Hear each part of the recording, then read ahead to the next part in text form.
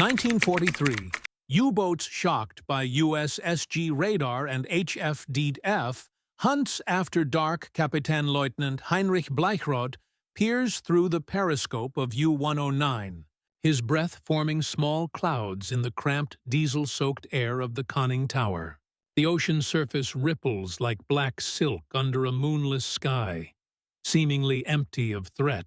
For 3 years, these waters had been his hunting ground, a vast cemetery where Allied merchant ships met their doom in the crushing depths below.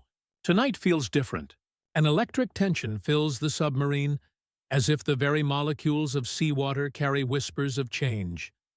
Bleichrodt adjusts the periscope's focus, scanning the horizon one final time before ordering the surface. His crew of 47 men wait in practiced silence, their faces gaunt from weeks of canned herring and stale bread. The familiar ritual begins. Ballast tanks blow, compressed air hisses, and slowly, like a steel whale breaching, U-109 emerges into the frigid Atlantic night. What Bleichrodt cannot know is that invisible electromagnetic fingers are already reaching across the darkness, painting his submarine in ghostly light on radar screens dozens of miles away. The age of the hunter is ending. The age of the hunted has begun. The Battle of the Atlantic had raged for 3.5 years by March 1943, transforming from a gentleman's war of maritime rules into an industrial slaughter that would claim over 100,000 lives. For the Kriegsmarine's U-boat arm, the early war years had been a time of unprecedented success. Operation Drumbeat had brought wolf packs to America's doorstep, sinking 609 Allied vessels in 6 months. U-boat commanders returned to their bases in occupied France as heroes, their conning towers adorned with painted tonnage markers like medieval knights displaying their conquests. German submarine crews entered 1943 with supreme confidence rooted in 3 years of devastating success. They possessed the world's most advanced submarine technology, crews hardened by combat, and tactical doctrine that had proven devastatingly effective. The Wolfpack strategy, coordinated group attacks on Allied convoys, had evolved into precise art. U-boats would patrol in extended lines across convoy routes, and when one submarine spotted prey, it would shadow the merchants while radioing their position to headquarters. Admiral Karl Dönitz would then vector multiple submarines toward the target, creating coordinated night attacks that could devastate entire convoys within hours. Heinrich Bleichrodt embodied this confidence. At 31, he was a veteran of 22 war patrols, personally responsible for sinking over 200,000 tons of Allied shipping. His Knight's Cross gleamed on his throat, and his men followed him with devotion reserved for proven warriors. Like his fellow commanders, Bleichrodt had grown accustomed to the rhythm of successful hunting. Surface at night under cover of darkness. Attack with torpedoes, dive to escape retaliation, then surface again to continue pursuit. The darkness had always been their ally, a cloak that rendered them nearly invisible to Allied eyes. But as U-109 settled on the surface that March night, cutting through swells at 12 knots, Bleichrodt could not have imagined the technological revolution about to shatter his underwater kingdom. Hidden within Allied warships, a new generation of radar sets hummed with power. The American SG radar could detect a surfaced U-boat at ranges exceeding 20 miles, painting precise images on cathode-ray screens that revealed not just presence, but exact bearing, range, and heading. Simultaneously, high-frequency direction finding, Huff-Duff, transformed the U-boat's greatest advantage into fatal weakness. Every radio transmission that coordinated Wolfpack attacks now served as a beacon, guiding Allied hunters directly to their prey. German submariners expected to face enemy ships and aircraft, visible, tangible opponents that could be engaged with torpedoes and deck guns. Instead, they discovered an invisible enemy that possessed supernatural awareness of their every movement. The contrast shattered their psychological foundation. U-boat crews had developed mystical faith in their nocturnal invisibility, surfacing each night like creatures emerging from the abyss, confident that blackness would shield them from enemy eyes. This confidence wasn't merely tactical, it was spiritual. The night represented freedom. Freedom to breathe fresh air after hours in steel coffins, freedom to charge batteries, freedom to hunt without fear of retaliation. The technological gap had been years in the making. While German engineers improved submarine performance, developing more powerful batteries, quieter motors, more lethal torpedoes, Allied scientists pursued a different path. The Massachusetts Institute of Technology's Radiation Laboratory became the epicenter of electronic revolution. Working in secret, teams of physicists and engineers developed radar systems that could peer through darkness and weather with unprecedented clarity. The SG radar, operating at 3,000 megahertz, could distinguish targets with remarkable precision. Where earlier systems produced fuzzy blobs, the SG painted sharp, detailed images. A surfaced submarine appeared as a distinct linear target, its conning tower clearly visible as a separate structure. The symbolic object representing American technological superiority was not a weapon, but something far more fundamental: the electron beam dancing across radar screens. Night after night, Allied operators watched these phosphorescent traces paint pictures of enemy submarines with crystalline clarity. The electron beam became a metaphor for American industrial might, invisible yet omnipresent, revealing hidden truths, transforming darkness into light. Lieutenant James Morrison, a radar operator aboard the destroyer escort USS Baker, recalled the almost mystical quality. Sitting in that darkened compartment, watching the sweep paint its circular pattern, I felt like I was witnessing magic. Each pulse sent electromagnetic energy at light speed, bounced off distant targets, and returned to paint pictures more accurate than human eyes could provide. When a U-boat contact appeared, a sharp, linear blip moving with purpose, I knew we were seeing something the enemy couldn't hide from. The electron beam had made their sanctuary transparent. This electronic omniscience represented more than tactical advantage. It embodied fundamental philosophical differences between American and German approaches to warfare.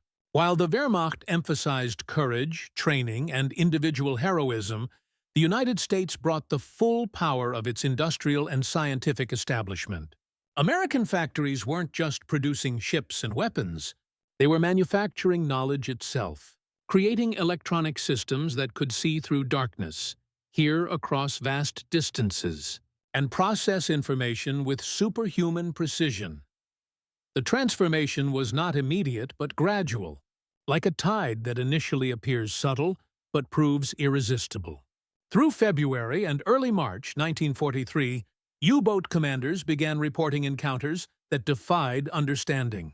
Submarines surfacing in remote Atlantic areas found themselves illuminated by searchlights within minutes.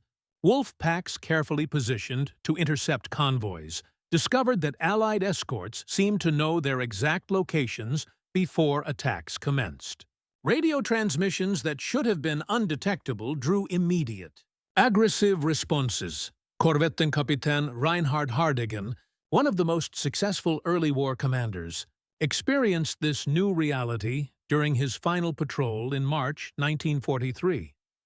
We had become accustomed to surfacing at night with complete confidence in our invisibility. The darkness was our sanctuary, our natural element. But suddenly, the night seemed to have eyes. We would surface in areas where no Allied vessels should have been present, only to find ourselves under attack within moments. The ocean, which had once felt like our private hunting preserve, now seemed filled with invisible watchers. The psychological impact struck U-boat crews with devastating force. German naval medical officers compiled profiles revealing a submarine force in the grip of mounting paranoia and despair. Stabsarzt Heinrich Weber, chief medical officer at Lorient, wrote in April 1943, "Our returning crews exhibit acute stress reactions. They report feeling constantly watched, constantly vulnerable. Many describe sensation of being naked on the surface, despite operating under conditions that previously provided complete security. The confidence that once characterized our submarine force is being systematically eroded by encounters with detection systems that appear almost supernatural. The mathematical precision of Allied detection systems created particularly acute psychological warfare. U-boat commanders had grown comfortable with combat uncertainties, missed torpedo shots, inexact navigation, approximate enemy positions. But radar and HFDF eliminated uncertainty, replacing it with electronic certainty that felt inhuman. When Allied forces appeared at exact locations of radio transmissions made hours earlier, or when aircraft arrived overhead within minutes of surfacing, German submariners began suspecting betrayal, mechanical failure, or supernatural intervention. The statistical evidence of technological revolution appeared starkly in operational records. In January 1943, U-boats sank 261,359 tons of Allied shipping while losing only 6 submarines. By May 1943, those numbers had reversed catastrophically. Only 165,000 tons sunk, while 41 U-boats were destroyed, the highest monthly loss rate in the entire war. Admiral Dönitz faced a crisis that challenged not just tactical doctrine, but fundamental understanding of naval warfare. On May 24, 1943, he made the agonizing decision to withdraw submarines from North Atlantic convoy routes, admission that 3.5 years of submarine warfare had culminated in decisive defeat. In his war diary, Dönitz wrote, "The enemy has achieved technological superiority that makes our previous tactics not merely ineffective, but suicidal.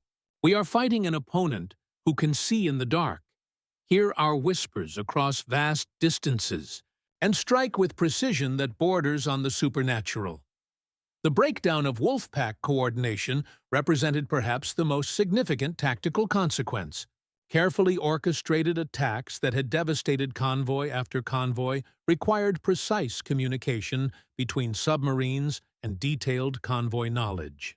HFDF made such coordination impossible by turning every radio transmission into a targeting beacon. In 1942, successful Wolfpack attacks typically involved 4 to 8 submarines operating in coordination. By mid-1943, most attacks involved single boats operating independently, with success rates falling from 2.3 ships per attack to 0.7. The electron beam tracing across radar screens represented more than military technology. It symbolized democratic society's capacity to mobilize intellectual resources on unprecedented scale. The thousands of scientists, engineers, and technicians who developed Allied electronic systems worked within frameworks of open communication, shared research, and collaborative problem-solving that contrasted starkly with Nazi Germany's secretive, compartmentalized approach. Dr. Vannevar Bush, director of the U.S. Office of Scientific Research and Development, articulated this philosophical difference. The electronic systems that won the Battle of the Atlantic were not just technological achievements, but expressions of democratic values. They were designed by free scientists working in collaborative environments, built by free workers in competitive industries, and deployed by free nations defending the principle that knowledge should serve humanity rather than dominate it. As Heinrich Bleichrodt's final patrol unfolded through summer 1943, the transformation from confident hunter to desperate survivor was complete. Instead of surfacing confidently under darkness, U-109 spent most time submerged, emerging only briefly to charge batteries and take hurried navigation fixes. Radio communications were minimized to essential messages transmitted with growing reluctance. His war diary revealed a commander struggling to adapt to warfare that defied training, experience, and understanding. "We are no longer submarine commanders, but fugitives fleeing from enemies we cannot see. Every surface period feels like a desperate gamble, every radio transmission like a potential death. Sentence. The final symbolic image of the U-boat war was not dramatic battle or heroic sacrifice, but the quiet humming of electronic equipment in Allied operation centers. Night after night, radar operators watched phosphorescent traces paint pictures of enemy submarines, while radio operators triangulated positions of U-boats attempting coordination. The war had become an electronic chess match where human courage mattered less than technological sophistication. When Bleichrodt surrendered U-109 to Canadian naval forces in August 1943, ending a career that began with such promise, he had witnessed more than military defeat. He had participated in a technological revolution that transformed warfare's fundamental nature, replacing individual heroism with electronic omniscience. The darkness that once offered sanctuary had been permanently illuminated by American ingenuity, democratic cooperation, and scientific advancement. The electron beam would continue dancing across screens long after the last U-boat surrendered, evolving into foundation technologies of the modern world. From 1943, radar screens emerged television broadcasts, computer monitors, and satellite communications. The same collaborative scientific spirit that defeated the U-boat threat would put humans on the moon, create the internet, and develop electronic systems defining contemporary civilization. The Battle of the Atlantic represented more than naval campaign. It was birth of the electronic age, delivered through total war's crucible but ultimately serving human knowledge and democratic freedom. The phosphorescent trace of an electron beam on radar screens, lasting milliseconds but revealing truths spanning thousands of miles, became symbol of an America that could transform theoretical knowledge into practical power, democratic ideals into technological supremacy, and free people's dreams into instruments of victory over tyranny. In the end, that was the larger truth illuminated by the Battle of the Atlantic.